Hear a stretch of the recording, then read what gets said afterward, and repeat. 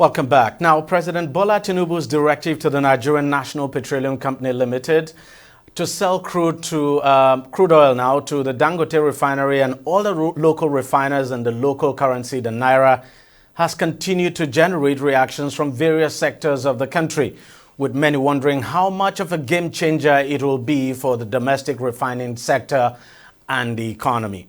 Now, on July the 29th, the Nigerian cabinet approved that 450,000 barrels of crude oil per day meant for domestic consumption be offered in Naira to Nigerian refineries at fixed exchange rate for the duration of the transaction.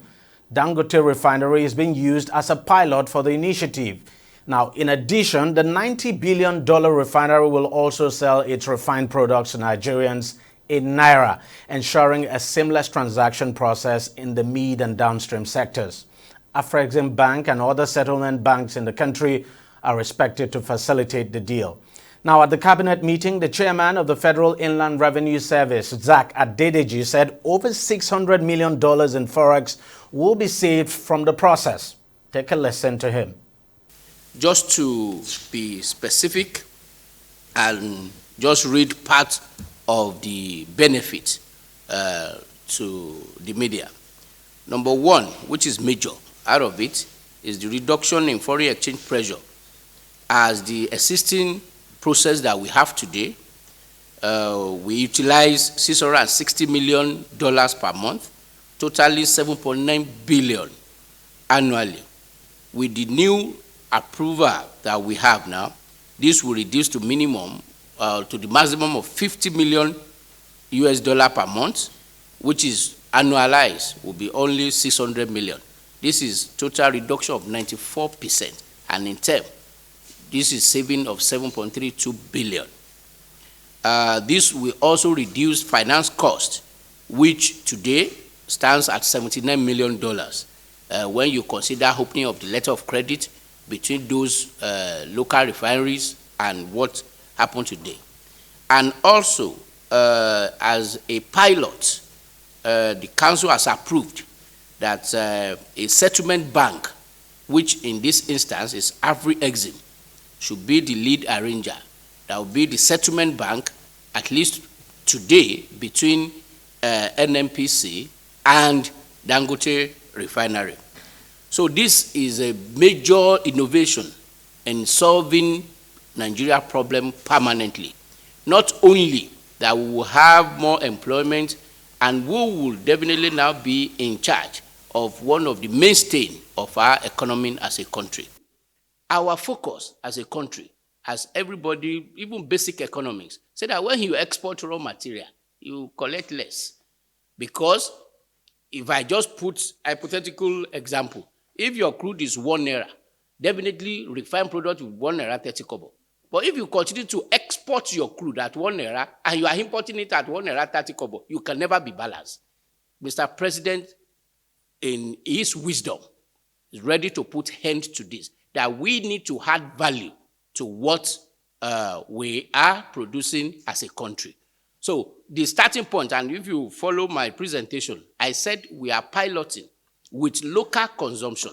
So it is the normal thing that Dangote refinery is doing. For 650 barrels per day capacity, it requires more than 15 cargoes, possibly in a month.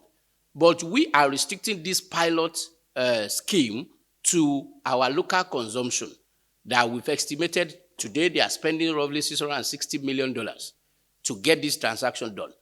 When we, by God's grace, complete this, we will be spending less than $50 million a month in this transaction. Because what will happen is that since Dangote will place order in Naira for crude, and we will procure refined petroleum in Naira, so they can net off. It's only balancing that we'll be paying ourselves at the end of the month. So this one will improve the business environment. There will be stability. And the second question is that can NNPC meet Dangote requirement? NNPC does not need to meet Dangote requirement. Also, don't forget that it's not only NNPC Nigeria that is selling crude. We have IOCs, and it is free buyer, free seller. So Dangote can procure input crude input, feed, from anywhere in the world. We are just saying for this our local consumption, that's why we are piloting this. Another question is about domestic, are we subsidized? No, you know that crude oil has a global price, market price. And it's the same thing that we are doing. And you know today that anything you want to do in Nigeria, you use the daily exchange rate. And the same thing we are going to do. So we are not subsidizing anything, and we will not subsidize anything. This is normal transaction. We are just changing the dynamics and the currency. And then the market rate as to sales of crude and everything, like I've just explained that's what we are doing. So we are just bringing innovation to our business development, and also looking forward that it is our hope that we will turn Nigeria to be a refining hub, given the fact that in the Gulf of Guinea, today we have more than 5 million per day crude production. It does not make sense for us that we exporting this crude and we import refined products. Now, the approval, which came following weeks of disagreements between Dangote and the Oil and Gas Regulatory Agency, provides a lifeline for the refinery to get crude from the NNPC Limited in the local currency. So joining me to discuss this further is oil and gas expert DEJI360, who joins us from another part of Lagos. Thank you very much for joining us on the program. Do you see this as being the game changer in, say, for instance, especially petrol supply and price stability in the country? Yeah, thank you. Yes, it's a game changer to some extent in terms of petrol, that's a premium motor spirit PMS supply in the country. Because if Dangote is able to refine and sell to Nigeria, then it eliminates the hurdle we normally experience bringing in refined petroleum from overseas countries. So it's supposed to increase supply. And we are not supposed to see any other kind of queue again if they are producing optimally and supplying to the local market. That's where it is as a game changer in terms of regular supply, because we know how in Nigeria, which will be distributed across Nigeria instead of importing it from overseas. That's the main game changer I see there. Yes, it will equally reduce forex demand, foreign exchange demand, because instead of importing, buying dollars to import crude oil, now he buys with local currency. So the demand will be, the demand for forex, the pressure will be reduced. On the other hand, let's look at it this way again. You find that it might not reduce the exchange rate, because now we generate our foreign currency through sale of crude oil. You are not selling 450,000 barrels per day out of our normal supply. Currently, we are producing 1.7 million barrels per day. So the earnings, the foreign exchange earnings for crude oil will reduce by that amount. Sorry to interject here. Let me ask you this. Would it reduce in actual fact? Because we're talking about 450,000 barrels that has been set aside anyway before now. These had been set aside for local consumption, for refine. It's just unfortunate that our refineries are not working. If our refineries are working, these 450,000 barrels would have been going to the refinery. So the issue of foreign exchange, how does it arise? How would we be losing foreign exchange here? Yes, they've been reserving 450,000 barrels as domestic consumption allocation, and the refineries are not working. Do you think they are storing this crude somewhere without selling them? And we normally sell our crude in international market in dollars. That's why I don't think NNPC, and I don't believe that NNPC have been storing this daily allocation without selling them. They've been selling them. We some time that they use it as kind of exchange for buying of crude abroad. So if they are using it for buying of crude, which means that selling it and generating money in dollars. They were not selling it in Nigeria. So that's why I'm thinking that if now they are selling it in dollars, it will reduce the inflow of a foreign exchange.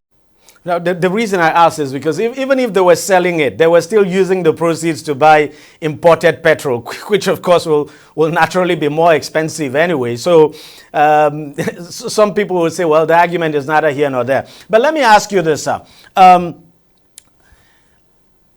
Help us do the mathematics.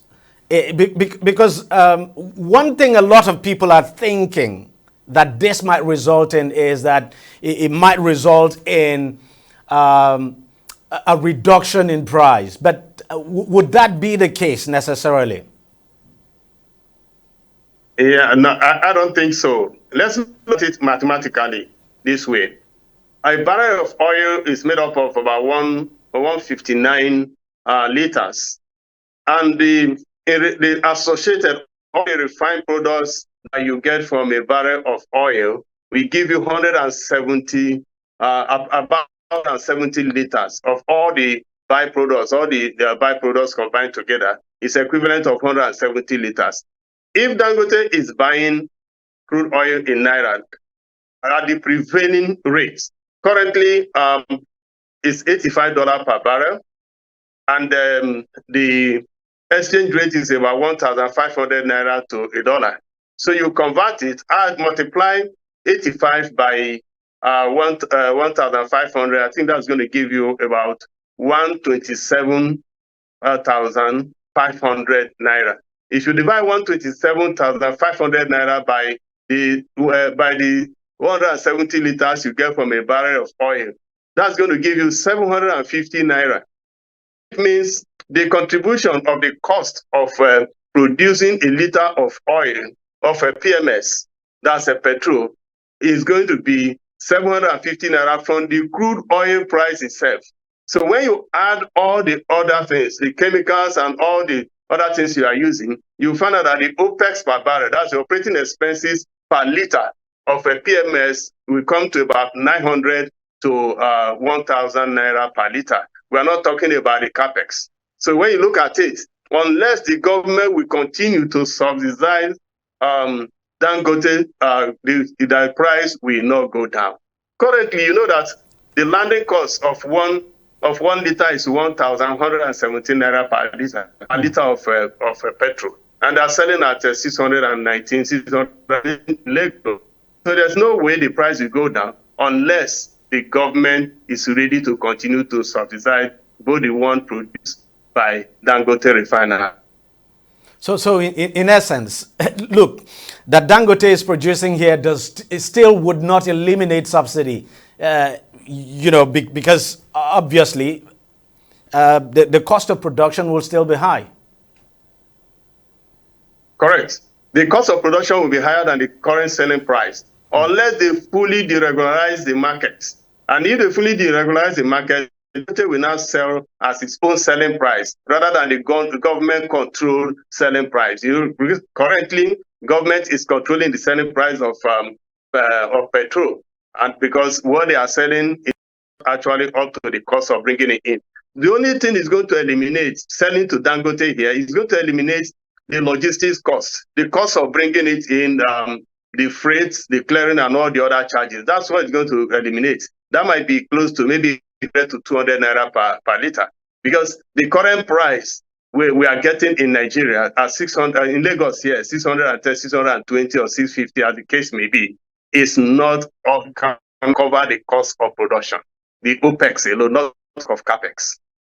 I'm really happy, sir, that you brought up this issue of subsidy because, they just ended End Bad Governance protest now. The major demand of the protesters was that subsidy should come back. And even when you try to point out the fact that, look, subsidy is not gone, you try to point that out, some people just don't get it. They think subsidy has been removed, that there's no more subsidy, and so they're asking the government to reverse the removal of subsidy, when in actual fact we still have subsidy. So could you just help us to understand, because it appears some Nigerians still do not, quite a number of Nigerians still do not understand that at the current rate they are buying petrol, there's still subsidy.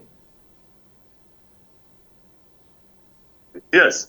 When the president, Bola Ahmed, was inaugurated on May 29, 2013, The statement is that the era of subsidy is gone. That's the statement. And that's what everybody is holding on to, that they have removed subsidy. But if you know the real sense of the price, subsidy is not gone. The minister explained 2 months ago that they are spending over 4 trillion naira to subsidize fuel. This is all over in news. They are spending that. Let's take an example. In US, a liter of fuel, judging by the fund they sell, is about 70 cents. And 70 cents, if you multiply by 1,500, that will give you about 1,050 naira per liter equivalent if you are checking the direct cost. And so when we say that the subsidy, there is still subsidy. That's what I'm trying to say. There's still subsidy because the selling price in Nigeria is not fully deregulated. It is controlled. And what they are selling now is not up to the cost of production. I just gave you a simple analysis that if you produce 170 liters of all the associated products from 1 barrel of crude oil, and you buy one barrel of crude oil at $85 per barrel, multiply the current exchange by the current exchange rate of 1,500 naira, the official rate. That's going to give you about 127,500 naira. And when you divide it by 170, you're already incurring 750 naira per liter of petrol from the cost of the raw material, the crude. We have not added all the associated operating expenses. So subsidy is not gone. Subsidy is still there. If the government is not subsidizing fuel because of the deregulation of the exchange rate, we'll buy fuel for at least 1,000 naira now. That's the problem, because if you just carry the 2 things at the same time. If you have carried it one at a time, then we'll be able to know whether there's subsidy or not. But now, everybody the handwriting on the wall that subsidy is not actually gone. Finally, just before I let you go, how important though is it that we refine these petroleum products at home? And the good news too is that, and I hope it works out well, the NNPC has come out to say, look, refining would begin with the Port Harcourt refinery before the end of this month. But how important is it that, when you take an overview of all of this, how important is it that we are able to refine our own products here in Nigeria? It's supposed to be a very important thing, and it's supposed to help us drive the economy and eliminate part of the hardship we are experiencing in this country. We have had these promises from NNPC and the government for so many years. Port Harcourt refinery will be on. It will be on. I think past 5 years or so or more, you must have been hearing it every year. Port Harcourt refinery will come on stage. To come on stage.